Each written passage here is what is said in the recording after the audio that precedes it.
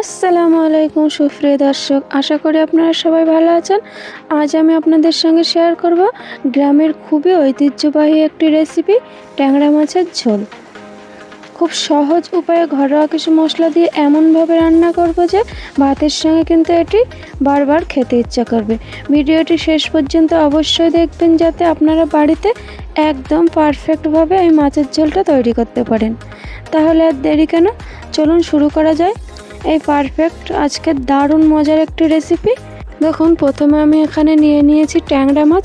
ট্যাংরা মাছগুলোকে আমি খুব ভালোভাবে পরিষ্কার করে ধুয়ে নিয়েছি। এবার আমি ট্যাংরা মাছগুলো একটা বাটিতে দিয়ে সামান্য লবণ ও সামান্য হলদি দিয়ে খুব ভালোভাবে এটাকে মাখিয়ে নিব। দেখুন, খুব সুন্দর করে মাখিয়ে নিয়েছি। এবার আমি একটা কড়াইতে পরিমাণ মতো তেল দিয়ে তেলটা আমি খুব ভালোভাবে গরম করে নিব। দেখুন, তেলটা গরম হয়ে গেছে। এর মধ্যে মাছগুলোকে সব আমি একটা একটা করে দিয়ে খুব ভালোভাবে উল্টে পাল্টে আমি একটু গোল্ডেন করে ফ্রাই করে নিব। দেখুন, মাছগুলো আমি খুব ভালোভাবে উল্টে পাল্টে ফ্রাই করে নিয়েছি। ব্যাস হয়ে গেছে। এবার আমি একটা গ্রাইন্ডার বক্সে মশলা তৈরি করে নিব। এখানে আমি একটা টমেটো কুচি নিয়েছি, আর নিয়ে নিয়েছি 3 থেকে 4টা কাঁচা লঙ্কা, আর নিয়ে নিব সামান্য একটু ধনিয়া পাতা, আর নিয়ে নিব একটা পেঁয়াজ কুচি, আর নিয়ে নিব 1 চামচ পরিমাণ জিরা আর কিছু খাড়া মশলা। দেখুন, এটাকে খুব ভালোভাবে পেস্টও করে নিব। ব্যাস, আমি পেস্ট করে নিয়েছি। ওই কড়াইতে আর একটু পরিমাণ মতো তেল দিয়ে তেলটা হালকা গরম করে আমি এর মধ্যে কিছু বড় সাইজের কাঁচা লঙ্কা অ্যাড করে দিব। ব্যাস, কাঁচা লঙ্কাটা আমি একটু ফ্রাই হয়ে গেলে এর মধ্যে একটা আমি পেঁয়াজ কুচি দিয়ে দিব। দিয়ে খুব ভালোভাবে আমি এটাকে একটু গোল্ডেন করে ফ্রাই করে নিব। পেঁয়াজটা একটু ভালোভাবে ফ্রাই করে নিতে হবে। দেখুন, সামান্য একটু ফ্রাই হয়ে গেছে। এর মধ্যে এবার আমি আদা রসুন বাটা দিয়ে দিব। আদা রসুন বাটাটা দিয়েও আমি একটু সামান্য ভালোভাবে ফ্রাই করে নিব। এবার আমি যে মশলাটা পেস্ট করেছিলাম ওটা কিন্তু তেলের মধ্যে অ্যাড করে দিব। দেখুন, তেলের মধ্যে দিয়ে আমি খুব ভালোভাবে কিন্তু মশলাটা একটু ভাজতে থাকবো। সুন্দর করে মশলাটা আমি ভুনে নিয়েছি। এবার আমি কিছু শুকনো মশলা দিয়ে দিব। প্রথমে হলুদ গুঁড়া, কাশ্মীরি লঙ্কার গুঁড়া, একটু সবজি মশলা, একটু মরিচের গুঁড়া দিয়ে ভালোভাবে আমি মশলাটা একটু ভুনতে থাকবো। দেখুন, খুব ভালোভাবে কিন্তু মশলাটা আমি ভুনে নেব, একদম যতক্ষণ না তেল ছাড়ছে ততক্ষণ পর্যন্ত। দেখুন, মশলাটার মধ্যে কিন্তু খুব ভালোভাবে আমার তেল ছেড়ে দিয়েছে। এবার আমি এর মধ্যে সামান্য পানি অ্যাড করে আর একটু ভালোভাবে মশলাটা ভুনে নেব।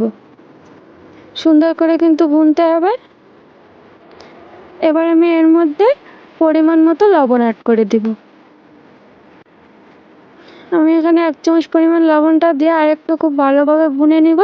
দেখতেই পাচ্ছেন মশলার গ্রেভিটা। এবার আমি এর মধ্যে পানি অ্যাড করে দিব। আমি এখানে 1 গ্লাস পরিমাণ পানি অ্যাড করে দিয়েছি। এবার আমি একটু ভালোভাবে নাড়াচাড়া করে আমি অপেক্ষা করব উগাল আসা পর্যন্ত। যখন উগালটা ভালোভাবে এসে যাবে তখন আমি মাছগুলো এর মধ্যে ছেড়ে দিব। দেখুন, ঝোলের মধ্যে কিন্তু আমার খুব ভালোভাবে উগাল এসে গেছে। এবার আমি ভাজা ট্যাংরা মাছগুলো ঝোলের মধ্যে দিয়ে দিব। দিয়ে একটু ভালো করে ছাড়িয়ে দিয়ে মাছগুলো আমি ঢাকা দিয়ে রেখে দিব 5 মিনিট মতো। ব্যাস, 5 মিনিট হয়ে গেছে। এবার আমি ঢাকনাটা নামিয়ে দেখে নিব। দেখুন, এর মধ্যে আমি সামান্য গরম মশলার গুঁড়ো অ্যাড করে দিব, আর দিয়ে দেবো একটু ধনিয়া পাতা কুচি। দিয়ে এটাকে আমি আর 2 থেকে 3 মিনিট ঢাকা দিয়ে রেখে দিব।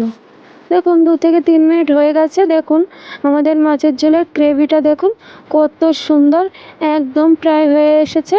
দেখতেই পাচ্ছেন কালারটাও কত সুন্দর। এটি কিন্তু খেতে অসাধারণ। আপনারা আমার মতো করে অবশ্যই ট্রাই করবেন। খুব সুন্দর ইজিলি একটা রেসিপি, সুস্বাদু। দেখুন, গ্যাসটা আমি অফ করে দিয়েছি। এবার আপনারা দেখতেই পাচ্ছেন কত সুন্দর। এই ছিল আজকের সুস্বাদু ট্যাংরা মাছের ঝোলের সম্পূর্ণ রেসিপি। আশা করি ভিডিওটি আপনাদের ভালো লেগেছে এবং রেসিপিটা অবশ্যই বাড়িতে ট্রাই করবেন। যারা রান্না করতে ভালোবাসেন তারা কমেন্টে জানাবেন কেমন হয়েছে। ভিডিওটা যদি আপনাদের ভালো লেগে থাকে তাহলে বন্ধু পরিবারের সঙ্গে ভিডিওটি অবশ্যই শেয়ার করবেন। এটা কিন্তু ভাতের সঙ্গে খেতে খুবই সুস্বাদু একটা রেসিপি। আমার চ্যানেলটি যারা সাবস্ক্রাইব করে নাই এখনও, অবশ্যই সাবস্ক্রাইব করে রাখবেন নতুন নতুন রেসিপির সঙ্গে। আবারও দেখা হবে শীঘ্রই। সবাই ভালো থাকুন, সুস্থ থাকুন। আরও এমন মজার রেসিপি অবশ্যই নিয়ে আসবো। খুদা হাফিজ সবাইকে।